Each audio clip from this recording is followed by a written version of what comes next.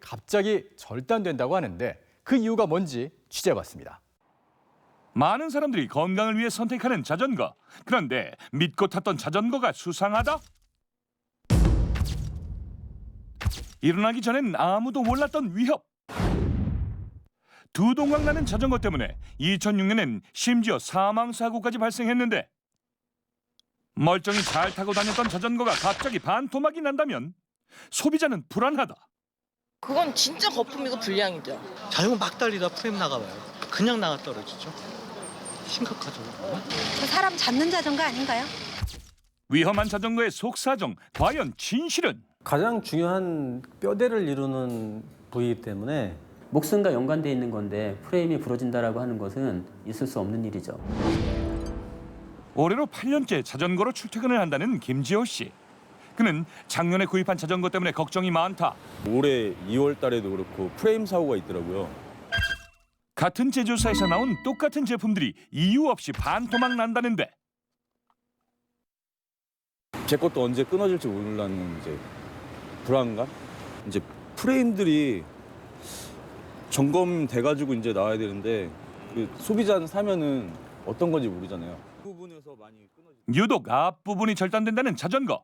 매일 아침 출근길이 불안한데 안녕하세요. 작년 7월 똑같은 제품의 절단 사고를 목격했다는 두 사람.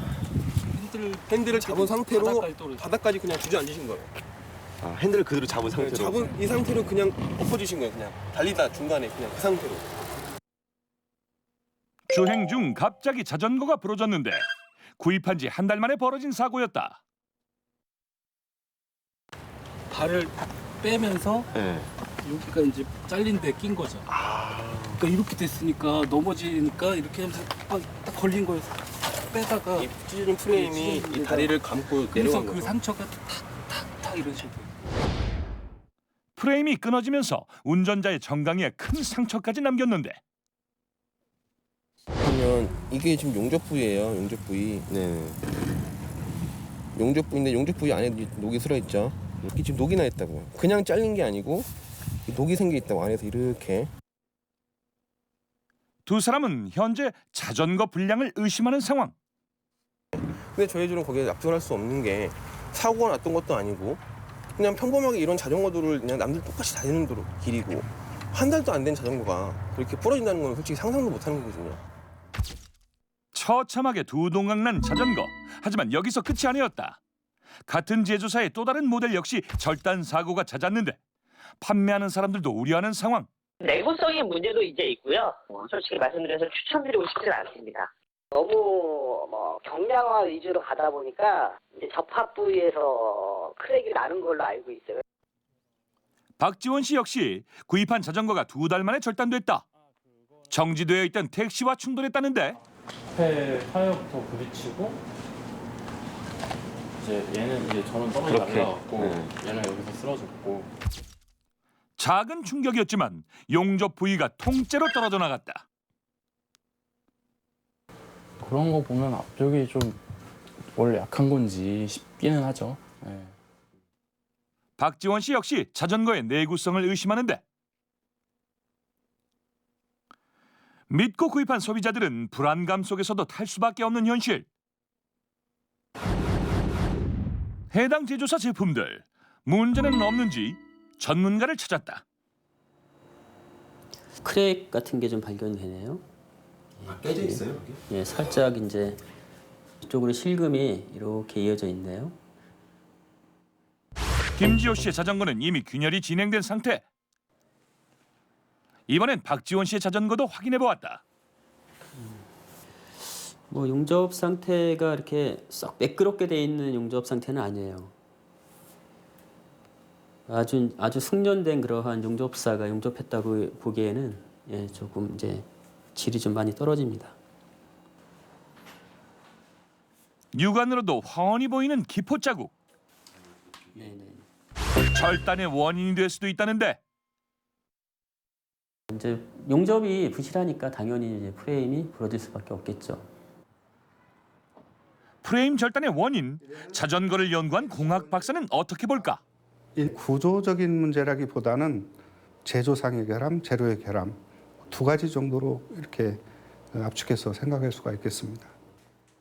특히 의심스러운 부분은 제조 공정. 여기 부분이 산화가 됐고 이 안에가 다 탔어요. 탄화됐어요. 아랫부분에 용접원 부분이 있더라고요. 또 단가를 낮추기 위해서 용접을 할 때 그 용접 매뉴얼을 제대로 지키지 않고 하는 경우가 굉장히 많습니다. 실제로. 사고 자전거의 절단 부위를 확인한 자전거 정비 전문가 역시 비슷한 의견. 자, 이런 것들은 이제 용접 불량이죠. 100%. 예. 이제 용접봉만 녹여서 붙여져 있는 상태고 프레임과 프레임의 튜브는 서로 녹질 않았어요.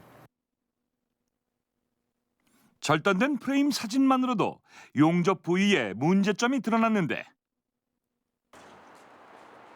프레임 절단이 잦았던 두 모델과 자전거의 상태가 궁금하다는 참가자들을 모집해 자전거 상태를 점검해 보았다.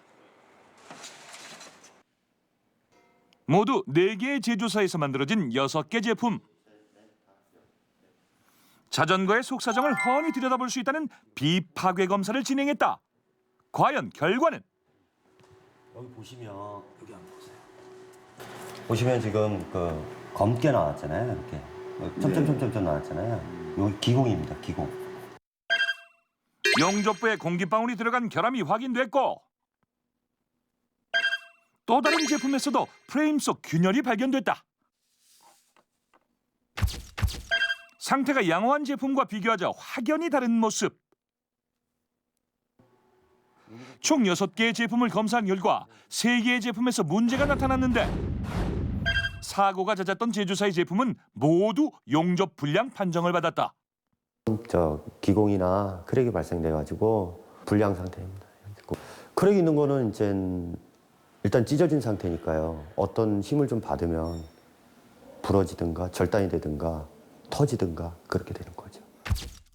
프레임 절단 사고의 용접 결함까지 두 동강 나는 자전거의 원인으로 제조 공정까지 의심되는데 해당 제조사의 입장은 어떨까? 제작진과 함께 검사 결과를 확인했다. 이건 저희가 좀 인정하거든요. 검수 과정에서 놓친 부분이 확실한 거고요. 특히 숙성되지 못한 기술을 가진 용접공이 좀 실수로 한 부분들, 그리고 그게 유관 검사로 걸러지지 못해서 소비자 손까지 연결됐던 부분들에 대해서는 저희들이 이제 그런 부분들을 앞으로 더 검사를 강화하고, 그래서 앞으로는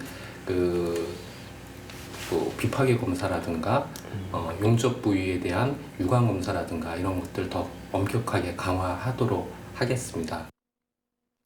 소비자를 위협하는 자전거 절단 사고. 충분한 검수 과정을 거쳐 소비자의 안전을 먼저 생각하는 제조사가 되기를 기대한다. 해당 제조사에서는 검사 결과 용접 불량 판정을 받은 자전거에 대해선 무상으로 교체해주겠다고 약속을 했습니다. 그래도 이 자전거 사고 예측할 수 없는 만큼 예방하는 게 중요하겠죠. 안전을 위해서라도 꼭 필요한 이 자전거의 안전 수칙들.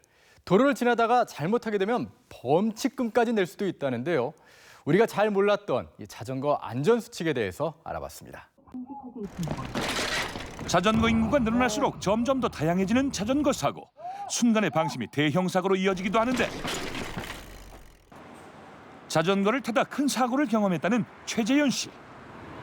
이렇게 타고 가다가 이게 탁 걸리면서 이거 자전거는 이렇게 뒤로 하면서 여기에서 쓰러지고, 저는 이렇게 날아가서 여기에서 이렇게 대고선 딱 했는데 머리를 이렇게 딱 부딪히게 된 거죠. 새벽 1시 학교에서 집으로 가던 길. 작은 자전거 바퀴가 보도블록을 넘지 못해 일어난 사고. 당시 두개골에 금이 가고 쇄골은 부러져 버릴 만큼 대형 사고였다. 그러니까 염증 반응으로 이렇게 해서 이제 안면 신경을 눌러서 안면 마비까지 오게 된 거죠.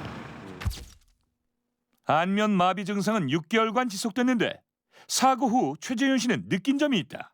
만약에 헬멧을 썼더라면 이렇게 큰 사고가 나지 않았을까 하는 생각이 듭니다. 그래서 실제 자전거를 타면서 안전모를 쓰지 않은 사람들을 쉽게 볼 수 있는데 최근 7년 새 급증한 자전거 사고. 2013년에만 13,000여 건에 달했는데 한 해 자전거 사고로 사망하는 사람은 약 300여 명이다. 그 대부분 한 70% 이상이 머리 부상 때문에 사망 사고로 많이 이어집니다. 그래서 헬멧을 안 쓰고 타시는 분들이 워낙 많다 보니까 이제 머리가 보호가 안 돼서 사망하는 분이 제일 큽니다. 누구나 알고는 있지만 잘 실천하지 못하는 안전모 착용. 안전모의 효과를 알아보기 위해 수박을 이용한 실험을 해봤다. 안전모를 착용한 수박과 그렇지 않은 수박을 동시에 떨어뜨려 봤는데 온몸으로 충격을 받아내면서 깨진 수박과 달리 안전모를 착용한 수박은 떨어질 때의 충격을 안전모가 받아내면서 멀쩡했다. 안전모의 중요성이 입증되는 순간이었다. 자전거 운전자의 안전을 위해서 안전모는 선택이 아닌 필수사항이다. 한편 자전거 사고는 대부분 도로 위에서 발생하는데 자전거 운전자의 불안도 크다. 도로나 이런 데를 많이 다니거든요. 그래가지고 위험하거나 그런 것 같아요. 아무래도 우리나라 자전거 도로가 좀 작은 거 그게 가장 크죠. 그리고 자동차 운전자도 인식도 좀 안 좋고. 자전거 도로가 없는 경우 자전거는 가장 우측 차선을 이용하는 것이 원칙. 이때 많은 운전자들이 쏠림 현상을 경험하는데 쏠림 현상이란 자동차가 빠르게 지나가면 순간적으로 차가 지나간 공간의 기압이 낮아지면서 자전거가 차도 쪽으로 쏠리는 현상. 직접 실험을 해보기로 했다. 빠르게 달려오는 자동차. 오뚜기는 어떻게 될까? 차도 쪽으로 쓰러지는데 대형 차들이 지나갈 경우 한 번쯤 경험했을 아찔한 상황이다. 그 차로 쪽으로 넘어지기 때문에 또 사고로 이어질 수 있는 좀 위험성이 있는 부분이 되겠습니다. 자동차 운전자가 이제 자전거를 추월할 경우에는 충분한 좀 간격을 안전 간격을 두고 추월을 하는 게 제일 자전거 안전을 지킬 수 있는 방법이 되겠습니다. 자전거가 일반 도로를 이용할 경우 자동차는 차로의 2분의 1 정도의 공간을 자전거 운전자에게 양보해 주는 것이 원칙이다. 자전거 운전자들도 명심할 게 있다. 횡단보도를 건널 때 자전거를 타고 건너는 것은 범칙 행위. 반드시 자전거에서 내려서 끌고 건너야 한다. 교차로에서도 주의할 점이 있다. 자동차처럼 좌회전하는 것 역시 범칙 행위. 좌회전을 할 때는 2번 직진을 통해 이동하는 것이 사고 위험을 줄일 수 있는 방법이다. 자전거와 자동차 운전자들의 철저한 안전의식과 더불어 도로 위에서의 배려가 실천되는 것이 사고 예방의 지름길이다. 봄 하면 꽃구경만큼이나 놓쳐선 안 되는 것. 바로 멸치, 도다리, 꽃게 이런 별미인데요. 이 가운데 제가 꼽는 최고의 별미 바로 죽구입니다.